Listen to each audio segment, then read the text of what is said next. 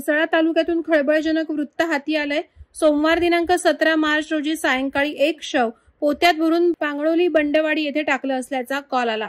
म्हसळा पोलिसांनी लागलीच घटनास्थळी धाव घेतली तेव्हा 40 ते 45 वर्षाच्या इसमाचं कुजलेलं शव आढळलं। पोलिसांनी केलेल्या अधिकच्या तपासात होळीच्या दिवशी झालेल्या वादात बादशाह नावाच्या व्यक्तीची हत्या झाल्याचं चौकशीत समोर आलं। पोलिसांना बादशाहच्या खिशात एक डायरी सापडली होती। डायरीमध्ये केवळ एकच फोन नंबर रेखाटलेला होता। तो नंबर होता श्रीवर्धन कोंडा पंचतन येथील संतोष साबळे याचा। साबळे याची चौकशी केली असता तो छोटे मोठे रस्त्याच्या कामांची कंत्राट आणि लेबर पुरवण्याचंही काम करत असल्याची माहिती मिळाली। पोलिसांनी साबळेला पोलीस ठाण्यात बोलावलं, मात्र त्यानं पोलिसांना उडवाउडवीची उत्तरं देण्यास सुरुवात केली। म्हसळा पोलिसांनी रात्रीच सूत्र हलवत रत्नागिरी जिल्ह्यातील म्हाप्रळ येथील साबळेच्या साईटवरील 2 कामगार दोषी असल्याचं निष्पन्न केलं आणि त्यांना तात्काळ अटक केली।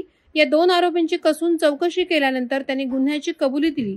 होळीमध्ये झालेल्या भांडणाचा बदला घेण्यासाठीच हा खून केल्याचा कबुली जबाब त्यांनी दिला।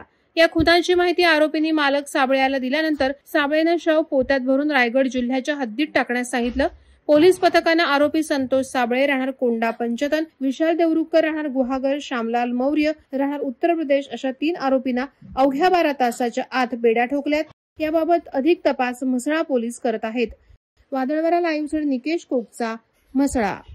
नवी मुंबई व रायगड जिल्ह्यातील ताज्या बातम्या आणि घडामोडींसाठी सबस्क्राईब करा वादळवारा लाईव्ह चॅनल आणि दाबा बेल आयकॉन।